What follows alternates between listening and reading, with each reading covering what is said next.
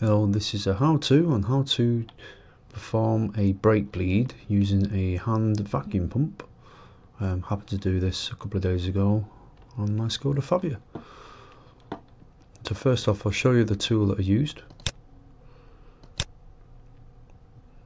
I bought this brake bleed tool, hand vacuum brake bleed tool off eBay.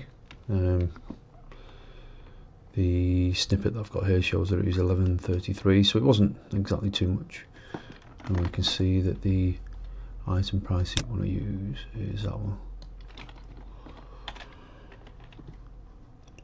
When you put the pieces together, it looks like this. So you have the hand pump, which is this bit, and that operates a vacuum here. You have a short tube that runs into the vacuum canister, and then a longer tube with a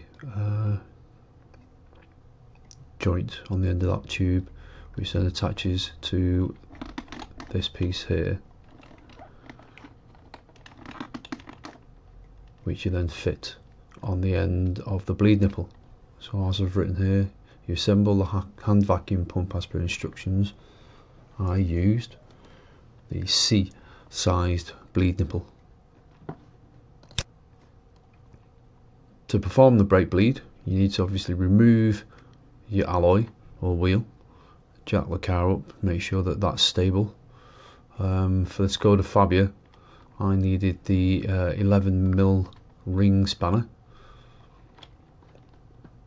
to loosen the bleed nipple so that the brake fluid can be vacuumed out. Here's a closer shot. 11mm ring spanner. The actual bleed nipple itself, you need to remove this rubber bung. It just pops off easily enough. And the ring spanner itself is for that bit there.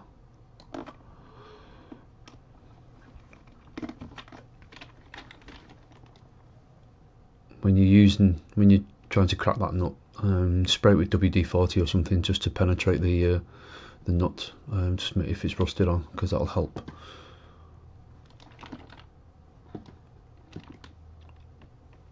This is what it looks like when you remove the rubber bung, and I've stated here, soak the 11mm nut with WD-40. So all you need to do is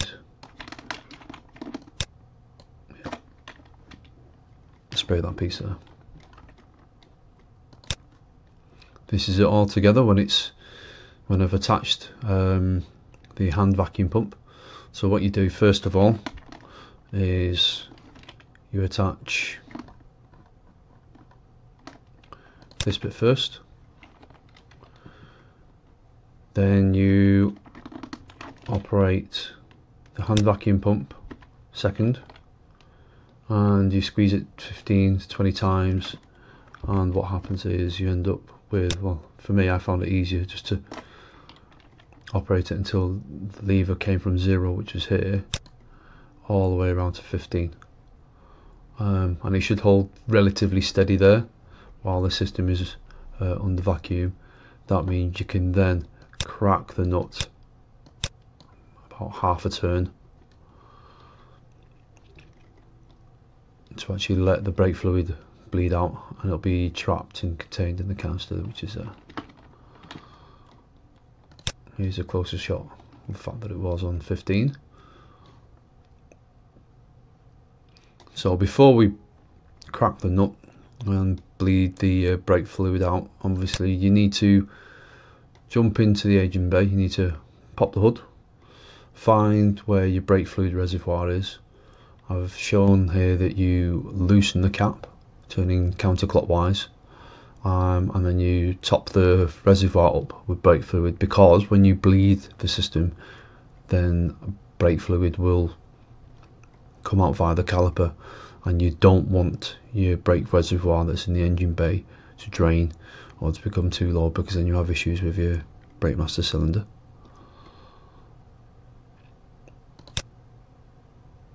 Okay, So here I've just got a quick diagram basically saying when the spanner's on, to crack the to crack the bleed nipple, move the spanner half a turn, and you lefty loosey.